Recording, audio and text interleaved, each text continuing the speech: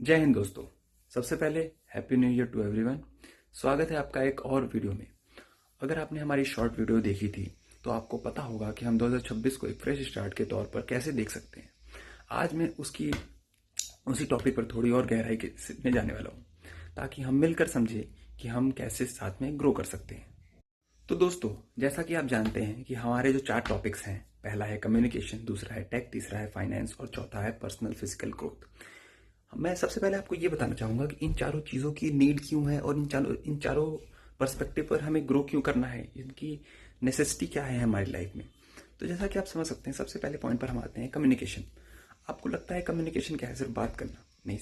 Communication सिर्फ बात करना है। आप चाहे किसी भी प्रोफेशन में हो, चाहे आप जॉब करते हो या आपका बिजनेस हो या आप किसी भी फील्ड में आप स्टूडेंट हो, आपको अपने आप को शोकेस करना है। कभी कभी ऐसा आपने फील किया होगा कि आपको वो चीज़ आ तो रही है, आप नोन तो है उस चीज़ से, लेकिन आप उसको एक्सप्लेन नहीं कर पा रहे हो।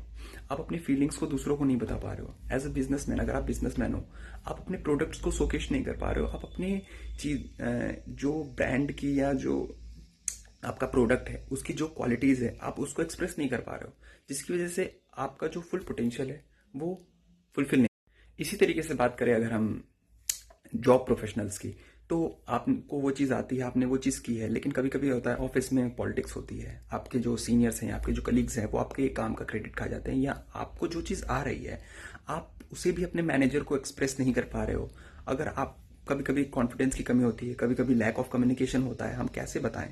हमारे अंदर वो चीज़ है, हमारे अंदर वो क्वालिटीज़ हैं, बट हम इंटरव्यू में नहीं क्रैक कर पा रहे हैं। हम अपने सीनियर से, अपने कलीग से, अपने सुपर सीनियर से कम्युनिकेट नहीं कर पा रहे हैं, जिसकी वजह से हमें अक्सर लॉसेस होते हैं। कभी कभी हमें प्रमोशंस भी हमारे से डिनाई हो जाते हैं। स्टूडेंट के लिए भी वाइवाज वगैरह में या फिर किसी भी चीज़ों में अगर आप अपने आप को इंटरव्यूज देने जा रहे हो, या आप इवन जो फ्रेशर्स होते हैं, अलग अलग तरीके की पार्टीज होती हैं, अलग अलग तरीके के फंक्शंस होते हैं, सेमिनार्स वेबिनार्स होते हैं, वहां पर अगर आपको बोलने का मौका मिलता है और आपने आपको अपना एक्सप्रेस कर पाओ, तो वो आपकी पर्सनालिटी को एक नेगेटिव फॉर्म में ले जाता है। तो हम जानते हैं कि कम्युनिकेशन तो आजकल एक पर्सनालिटी डेवलपमेंट में सबसे बेसिक नेसेसिटी है जो आज ह्यूमन को चाहिए। ठीक है। और सबसे पहली बात कि मैं खुद इस पर काम कर रहा हूँ। मैं खुद ऐसे छोटे छोटे तरीकों को ऑब्जर्व कर रहा हूँ और उनको इम्प्लीमेंट कर रहा हूँ, जिनसे मैं अपनी कम्युनिकेशन स्किल्स को इम्प्रूव कर सकूँ। जैसा कि आप देख सकते हैं कि फिलहाल तो मेरी जो कम्युनिकेशन स्किल है वो थोड़ी एवरेज है, बट कुछ दिन पहले ये ऐसी नहीं थी और मैं अभी भी इन पर काम कर रहा हूँ। तो मैं उन्हीं चीज़ों पर बात करूंगा जो मैं खुद सीख रहा हूँ और जो मैं चाहता हूँ कि और भी लोगों को उससे मैं शेयर करूँ, वो भी ग्रो करे और मैं भी ग्रो करूँ, ताकि आप भी अपने कम्युनिकेशन स्किल्स को बेहतर बना सके। सेकेंड पॉइंट जो हम कवर करेंगे वो है टेक। तो टेक क्या है? टेक के बिना आज मैं कहूँ तो कुछ भी पॉसिबल नहीं है। ठीक है। एक छोटा बच्चा, क्लास 4th 5th का बच्चा भी आजकल टेक सीख रहा है, कंप्यूटर सीख रहा है। अब जो हमारा सेकंड टॉपिक है टेक, अब हम ये बात कर रहे हैं कि हम टेक को क्यों सीखें। सबसे पहले हमने कम्युनिकेशन सीखा, जिसने हमारे पर्सनैलिटी को इम्प्रूव किया, हमारी पर्सनल इंडिविजुअल को एज अ कैरेक्टर पेश किया, स्ट्रॉन्ग कैरेक्टर पेश किया। लेकिन दूसरी बात ये आती है कि अब हम कम्युनिकेट तो कर रहे हैं, लेकिन हम कम्युनिकेट करें किस पे? तो मुझे दूसरे फील्ड की नॉलेज नहीं है, मुझे टेक की नॉलेज, इसलिए मैं बात करूंगा एज अ टेक प्रोफेशनल कि हम कम्युनिकेट तो कर रहे हैं लेकिन हमारे स्किल्स भी तो होने चाहिए। तो सब दूसरे जो टॉपिक हम वो कवर करेंगे वो है टेक। टेक के बारे में हम सीखेंगे, टेक को हम ऑब्जर्व करेंगे, टेक के में अलग अलग चीज़ें क्या हो रही हैं। आजकल एआई का बूम है, अलग अलग डेवलपमेंट स्किल्स जो भी हो, आप सिर्फ ये समझो कि टेक्नोलॉजी कैसे आगे बढ़ रही है, कैसे इन्हेंस हो रही है, कैसे उनमें ये चीज़ें हो रही हैं जो हम डे टू डे लाइफ में ऑब्जर्व कर रहे हैं। क्योंकि टेक एज अ स्किल आज जहां पे है, आज से 10 साल बाद वो वहां नहीं रहेगा, वो उससे 10x या 20x आगे होगा। इसके बाद आता है हमारा थर्ड टॉपिक, जो है फाइनेंस एंड स्टॉक मार्केट। चलो, हमने कम्युनिकेशन सीख लिया, ठीक है, हम अपने आप को शोकेस कर रहे हैं, हमने इंटरव्यूज क्रैक की। सेकंड, हमने टेक सीख लिया, हमने अपनी स्किल्स को एनहांस किया और हमने अब जॉब पा ली। अब हमने अर्न करने लगे। अब हमें क्या करना है? हमें सेव भी तो करना है भाई। तो सेव करेंगे और उसे इन्वेस्ट करेंगे। कहाँ करेंगे? स्टॉक मार्केट में करेंगे, म्यूचुअल फंड्स में करेंगे, बॉन्ड्स में करेंगे, डेट्स में करेंगे, इक्विटीज में करेंगे। तो क्या सही रहेगा? हम म्यूचुअल फंड एडवाइजर के थ्रू म्यूचुअल फंड ले लें, या फिर हम उसे भी सीखें और उसमें भी अपनी खुद की नॉलेज लगा करके खुद बेटर रिटर्न्स दे, बजाय कि म्यूचुअल फंड में फंड मैनेजर्स को एक अपनी अर्निंग्स का एक बड़ा हिस्सा देना।